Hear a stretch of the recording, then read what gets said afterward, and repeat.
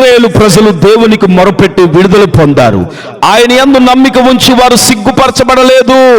బాధపరచబడు వారికి ఆయన న్యాయం తీర్చును, ఆకలి కొనిన వారికి ఆయన ఆహారం దయచేను, బంధింపబడిన వారికి విడుదల చేయును. గొలియాతు ఇశ్రాయేలు ప్రజలపై 40 దినాలుగా సవాలు విసిరాడు.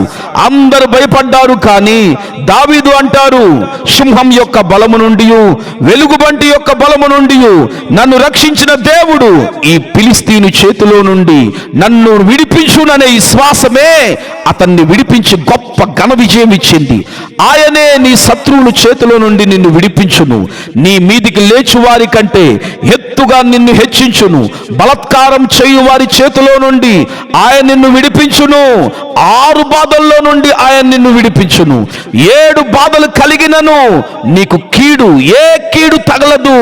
చెరలో ఉన్న వారి మూలుగులను వినుటకు చావునకు విధింపబడిన వారిని విడిపించువాడు, అబద్ధమాడు పెదవుల నుండి మోసకరమైన నాలుక నుండి నిన్ను విడిపించును. జీవిత కాలమంతయు మరణ భయము చేత దాస్యములకు లోబడిన వారిని విడిపించుటకును ఆయన కూడా రక్తమాంసములలో పాలివాడాయను. నిన్ను విడిపించే దేవుడు విజయశీలుడని మర్చిపోవద్దు.